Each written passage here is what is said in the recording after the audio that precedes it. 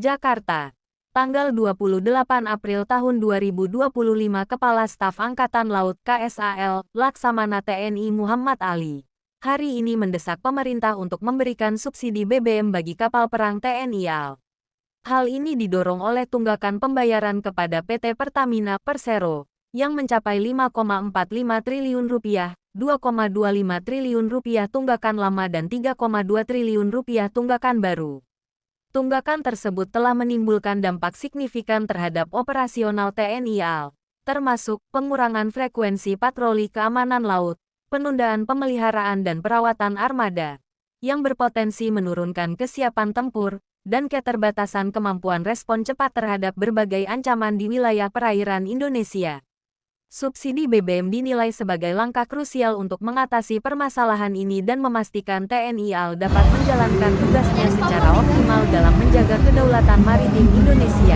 Kapal patroli Indonesia memiliki berbagai fungsi penting dalam menjaga keamanan dan kedaulatan maritim Indonesia. Berikut beberapa fungsi utamanya. Penegakan hukum maritim. Kapal patroli berperan dalam mencegah dan memberantas pelanggaran hukum di laut, seperti penyelundupan, pembajakan, penangkapan ikan ilegal, dan perdagangan manusia. Patroli perbatasan. Kapal patroli menjaga perbatasan maritim Indonesia dan mencegah aktivitas ilegal di wilayah perairan Indonesia. Pencarian dan penyelamatan.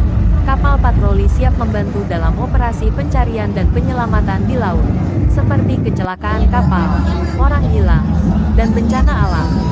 Pengawasan keamanan laut. Kapal patroli melakukan pengawasan terhadap aktivitas di laut untuk mencegah ancaman terhadap keamanan nasional. Dukungan operasi militer. Kapal patroli dapat mendukung operasi militer di laut, seperti operasi penanggulangan terorisme dan operasi bantuan kemanusiaan. Kapal patroli Indonesia dioperasikan oleh berbagai lembaga, seperti TNI Angkatan Laut, Badan Keamanan Laut Bakamla, dan Bea Cukai. Setiap lembaga memiliki tugas dan fokus yang berbeda, tetapi semuanya berperan penting dalam menjaga keamanan dan kelancaran aktivitas di laut. Indonesia memiliki berbagai jenis kapal patroli yang digunakan untuk menjaga keamanan dan kedaulatan maritim.